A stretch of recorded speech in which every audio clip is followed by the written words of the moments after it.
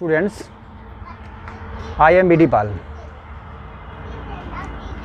Today I shall teach you a poem. आज मैं आपको एक कविता पढ़ाऊंगा और कक्षा 10 की ये पहली पोएम है और इस पोएम का नाम है, पोएम मीन्स होता है कविता, इसका नाम है द फाउंटेन। फाउंटेन मीन्स होता है फव्वारा।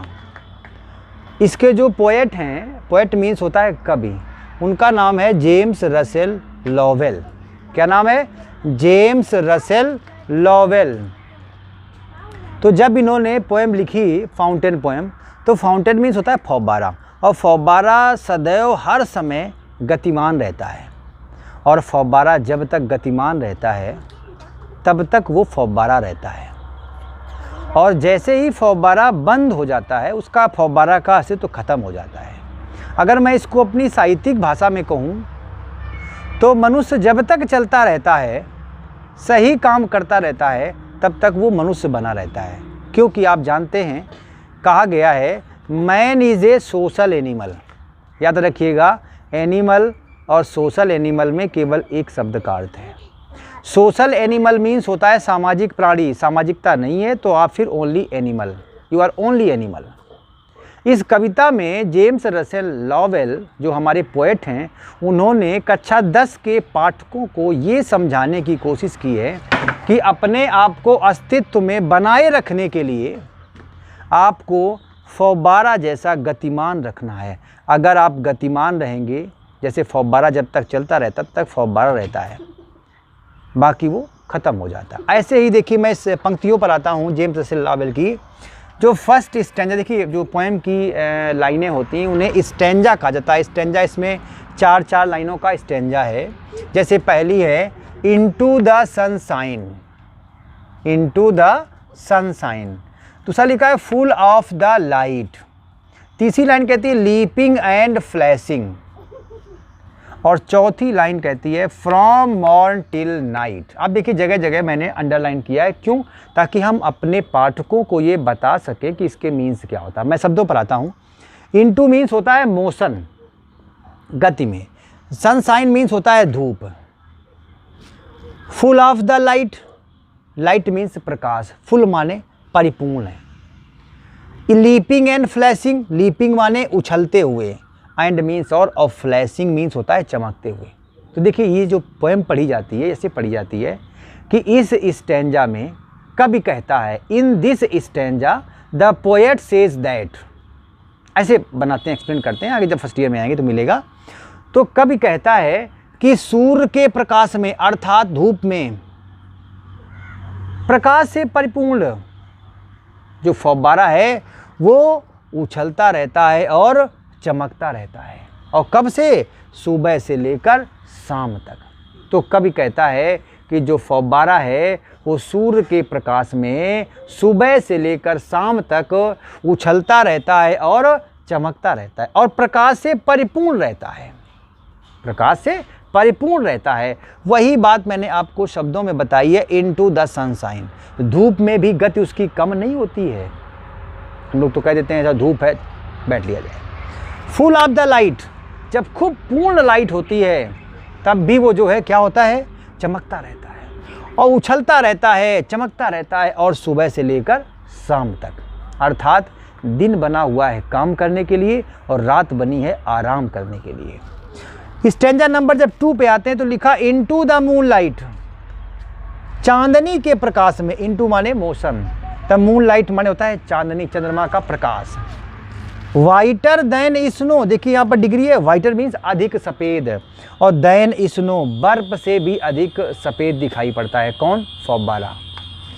Waving so flower like, waving means होता है हिलता डुलता है, सो माने ऐसे, फ्लावर फूल की तरह वो क्या करता है? हिलता डुलता है।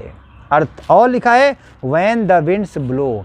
इसका मतलब हुआ, दूसरा स्टैंजा कहता है कि जो फव्वारा है वो चंद्रमा के प्रकाश में भी बर्फ से अधिक सफ़ेद दिखाई पड़ता है, और जब हवाएं चलती हैं, ब्लो माने बहना होता है, हवा का चलना, जब हवाएं चलती हैं तो ये फव्वारा कैसे?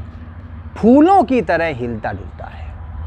फिर लिखा है stanza number 3, into the star light. Into the star light means क्या होता है कि तारों के प्रकाश में भी, देखिए कवि ने कितना बढ़िया चित्रण किया है कि जो फव्वारा है सूर्य के प्रकाश में भी नहीं रुकता है, चंद्रमा के प्रकाश में भी नहीं रुकता है और तारों के प्रकाश में भी प्रकाशित रहता है।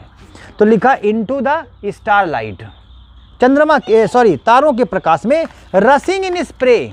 रसिंग माने होता है तेजी से, स्प्रे माने फव्वारे फेंकता है।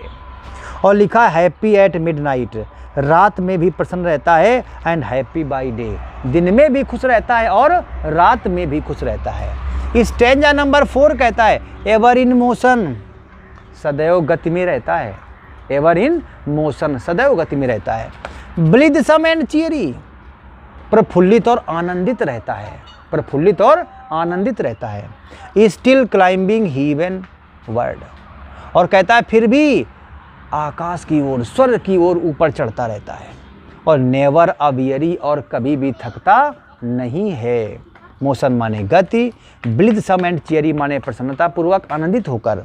स्टिल माने फिर भी, क्लाइंबिंग मीन चढ़ता रहता है, हेवन वर्ड माने आकाश की ओर, स्वर्ग की ओर, नेवर अवियरी, और कभी थकता नहीं है। स्टेंजा नंबर 5 कहता है कि ग्लैड ऑफ ऑल वेदर्स, कि जो फव्वारा है वो सभी मौसम में खुश रहता है। ग्लैड माने खुश, ऑल वेदर्स माने सभी मौसम में। स्टिल सीमिंग बेस्ट, और फिर भी सर्वश्रेष्ठ प्रतीत होता है। स्टिल माने भी, और सीमिंग माने प्रतीत होता है, और बेस्ट माने सबसे अच्छा, चाहे जो मौसम हो। अपवर्ड और डाउनवर्ड, चाहे वो ऊपर जा रहा हो, अर्थात जीवन में चाहे उत्थान हो रहा हो चाहे पतन हो रहा हो, और हमें सर्वश्रेष्ठ प्रदर्शन करना चाहिए। और मोशन दाई रेस्ट, और कहता है गति ही उसका आराम है। जब वो गति में रहता है तो वहीं वो आराम करता रहता है, अर्थात जब हम अपने कार्य में रत रहते हैं, उसी में आनंदित रहते हैं, उसी का तो नाम है क्या, रेस्ट। लास्ट में कहता है फुल ऑफ द नेचर, स्वभाव से परिपूर्ण, नथिंग कैन टेम, और कहता है कोई भी बेस्ट वस्तु से जो है रोक नहीं सकती फव्वारे को। और चेंज एवरी मूवमेंट, प्रत्येक क्षण बदलता रहता है, और एवर द सेम, फिर भी फव्वारा वैसा ही रहता है। तो देखिए यहाँ पर जेम्स रसेल लॉवेल ने फाउंटेन के माध्यम से एक व्यक्ति के नेचर को व्यक्त करने की कोशिश की है। तो ये कक्षा 10 के पाठकों से मैं ज़रूर ये कहूँगा, इस पोएम को आप सुने, इसको सही ढंग से पढ़ें, और अगर मेरा चैनल अभी तक आपने सब्सक्राइब ना किया हो तो प्लीज़ इसे सब्सक्राइब कर लें, इसे लाइक करें, शेयर करें, जो भी प्रॉब्लम हो उसे कमेंट करें। और ये जो पोएम है मैंने जगह जगह पर देखिए अंडरलाइन किया है, जहाँ पर आपको डिफ़िकल्ट मिले वहाँ पर आप में कमेंट बॉक्स में डाल देंगे। Okay, thank you.